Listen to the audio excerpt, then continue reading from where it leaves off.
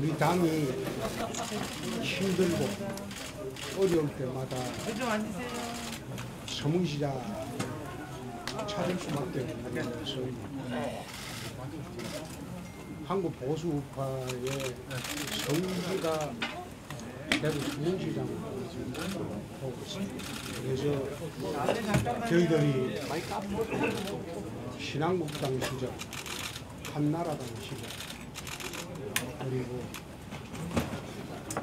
새누리당 시절, 자유한국당 시절 모두 어려울 때마다 대구 서문시장을 찾아서 길을 받고 갑니다.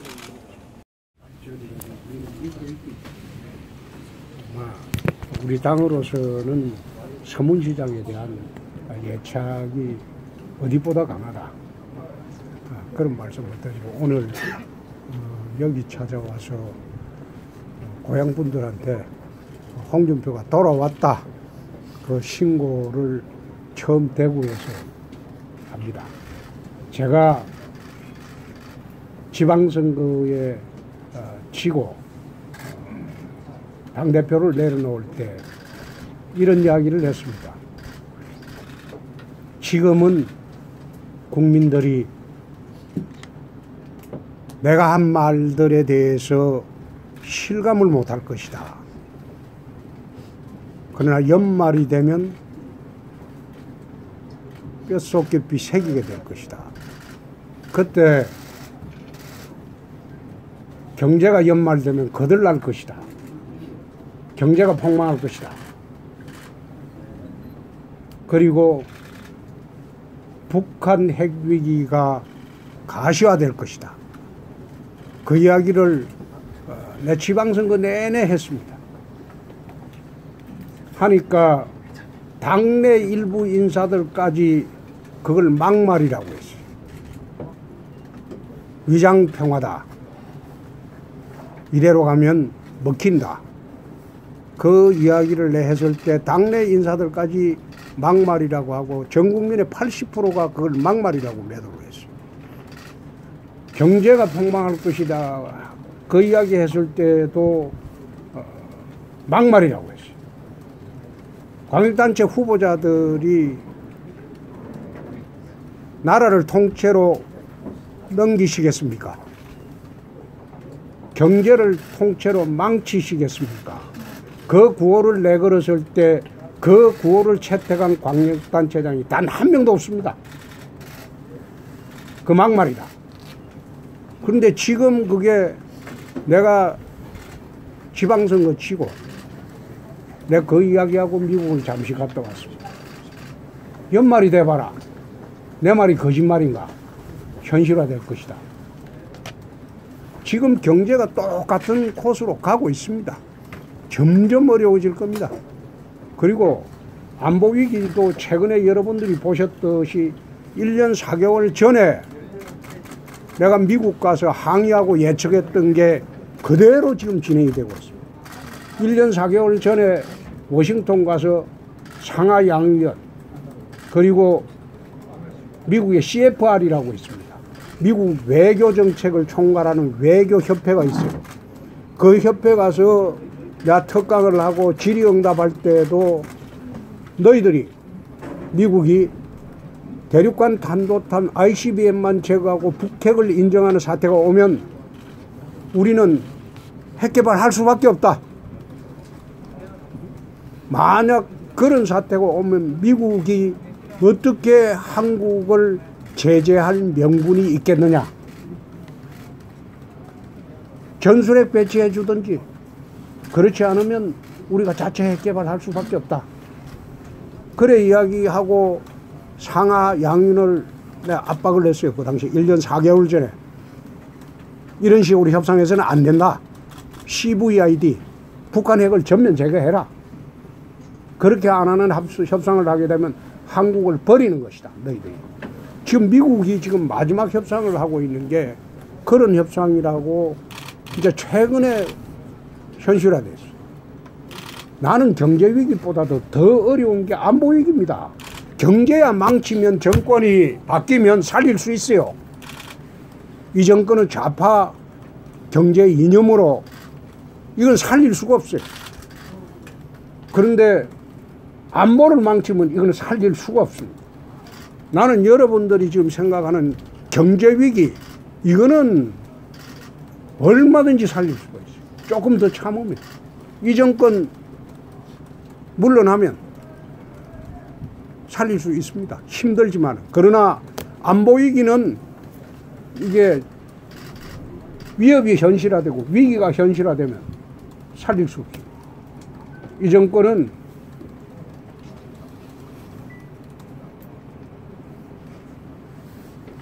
그 안보 비용 분담금 그 협상에서 가능하면 미국이 빠져나가기를 원합니다. 북한이 주장하는 대로 미군 철수하기를 원해요. 좌파 정권은. 얘들은 미군 철수하고 전자권 한수하고 북하고 연방제로 통일하자는 거예요. 그래서 핵을 가진 북한 밑에 들어가겠다는 거예요. 이게 훨씬 심각한 문제다. 그래서 1년 4개월 전에 제가 예측했던 것이 지금 현실화되고 있는 이 현실에서 정말로 우리가 국민들이 다시 한번 깨어나고 다시 한번 현실을 직시해서 경제도 경제지만 더 중요한 것은 안보위기입니다. 북한은 최근에 남한 요인 암살단을 만들었다고 보도받지 않습니까? 요인 암살단 만들었으면 제일 먼저 나부터 이제 암살하려고 하겠죠. 그런데 이쪽에서는 휴전선을 다 물어버렸어요. 공중을 양보하고 바다를 양보하고 땅도 지금 양보를 했어요. 바다, 하늘, 땅 다 무장 해제를 된 상태에서 한번 생각해 보세요. 전방에 철조망을 다 끊어가지고 그걸 정신 나간 사단장이 그걸 지 별 하나 더 달겠다고 액자 만들어가지고 민주당한테 아부하는 세상이 됐어요. 그런 군인이 전방을 지킵니다. 그래서 정말 이게 대한민국의 위기다. 그래서 이제는 내가 1년 전부터 예측했던 그게 지금 현실화되고 있는 단계에서 그래서 내가 더 물러서서 방송만 하고 있기에는 좀 그렇지 않느냐. 그래서 내가 오늘 대구에 와서 서문시장에 길을 좀 받아가려고 내가 왔습니다. 고맙습니다.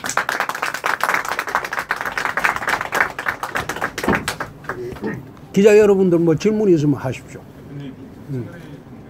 채널A 정경인데요. 그 대선 출장 선언할 때도 여기서 하셨잖아요. 네. 다시 이제 방문 소감이 어떻게 간단히 대선 출정식도 서문시장에서 했죠. 그것 때문에 부산 사람들이 많이 삐져 있죠. 그런데 방금 이야기했듯이 나라가 북핵으로 안보 위기에 와 있는 현재에 와서 서문시장에 길을 좀 받아가야 되겠다.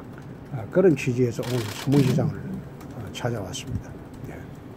또 저 이날도 선거원입니다.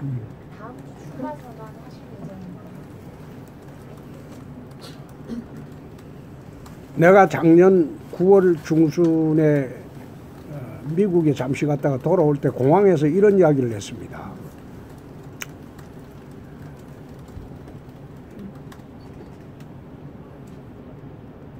때가 되면 봄을 향한 긴 여정을 시작하겠다. 내 그 말씀을 들은 일이 있습니다. 그 봄이 빠르면 내년 3월이고 멀면 2002년 3월쯤 될 것이다. 나는 그 생각을 하고 그 이야기를 했어요. 했는데 아마 전당대회를 내 아마 금년 3월경 하리라고 나는 작년 9월에 그래 예측을 했습니다. 그래서 전당대회 출마 여부는 검토할 문제가 좀 남아 있습니다. 어차피 2022년 봄에 그게 내 인생 마지막 승부가 될 것인데 2022년 봄으로 가는 길에 이번 전당대회를 건너뛰어야 할 것인지 또 전당대회를 치르고 2022년을 맞아야 할 것인지 거기에 대해서는 검토할 사항이 좀 남았습니다. 지금 자유한국당 입장을 보면 김태우 그 다음에 또 누구지?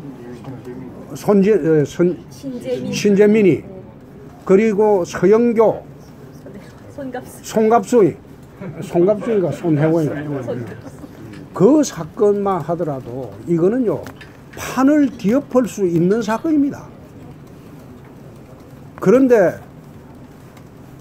아무런 영향을 보여주지 못하고 있고 이게 야당이 있어야만 하는 그런 존재가 돼버렸어요. 나는 24년간 이 당에 있으면서 대여투쟁을 주도를 해왔던 사람입니다. 24년간. 이 당에는 대여투쟁할 사람이 없어요. 정권 바뀌고 처음 당대표 1년 하는 동안 나 혼자 아무리 몸부림쳐도 집권 1년 차에 국민들한테 메시지가 전달이 안 돼요. 아무리 몸부림치고 대여투쟁을 해도 언론도 제대로 보도를 안 해요. 그리고 국민들한테 그 메시지가 전달이 안 돼요. 메시지 거부 현상이 그 당시에는 집권 초기 때문에 그리 심했다. 근데 작년 12월 초에 TV 홍카콜라를 시작하면서 네이버 댓글을 난 잘 안 보는데 내 보좌관이 네이버 댓글 분석해갖고 매일매일 보여주는 거 보면 작년 3월에 내가 무슨 소리를 하더라도 내 욕을 하는 게 80%가 넘었어요. 그 문화일보도 마찬가지야. 80%가 넘었어. 저 또 막말했다. 뒤집어 씌우고. 그랬는데 작년 12월 초에 내 복귀하겠다. 그래 이야기했을 때 작게는 64%, 많게는 94%까지 내 말이 옳다는 거예요. 홍준표 말이 옳았다는 거예요. 지금 한번 네이버 댓글 한번 보십시오. 그 아마 그 드루킹이 조작을 안 하고 있는 네이버 댓글을 한번 보십시오. 거기 보면 문 대통령 기사 나오면 80에서 90%를 욕을 하고 있습니다. 그리고 내가 말하면 작게 하면 60, 한 4, 5%, 많게 하고는 94%까지 홍준표 말이 맞다는 거예요. 응? 말하자면 지난 3월하고 완전히 판이 바뀌었어요. 판이.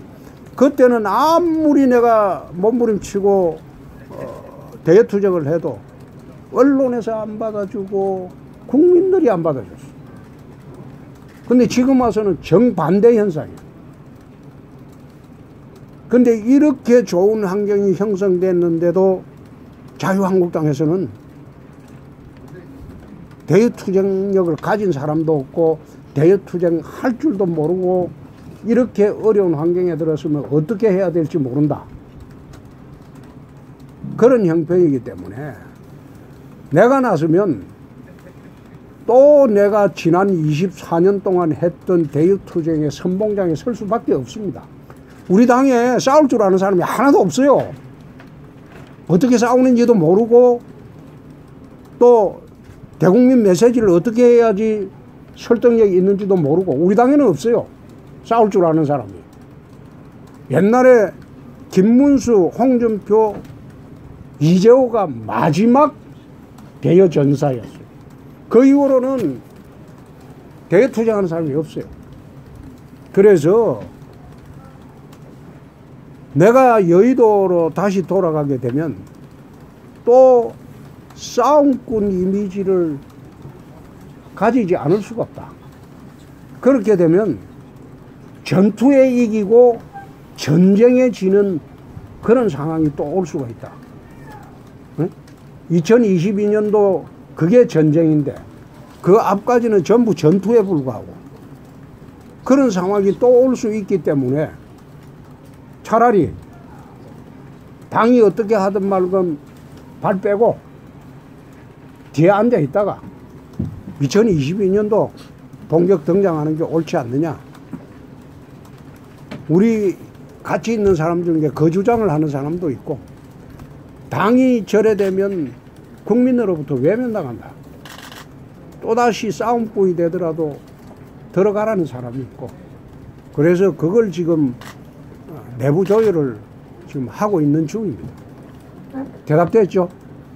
예, 또. 그럼. 송원희 씨가 출마 밝히겠다고 오늘 말씀하셨거든요. 어떻게 생각하십니까?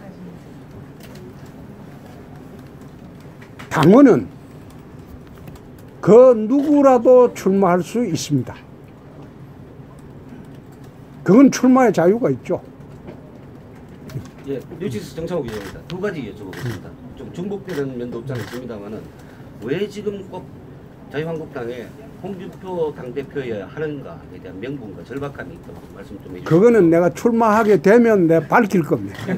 또 두 번째 질문은 홍 전 대표께서 그 황교안 총리에 대해서 뭐 도로 뭐 친박당이라든가 이런 이미지로 말씀을 하셨는데 결국은 총선과 대선에서는 또 소통해야 되고 협조를 해야 될 그런 분들이라고 생각하는데 그런 측면에서 뭐 대안 갖고 계십니까?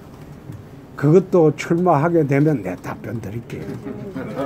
내가 그 질문을 회피하는 사람도 아니고, 내가 여태 홍가골라 하면서도 정문적답을 합니다.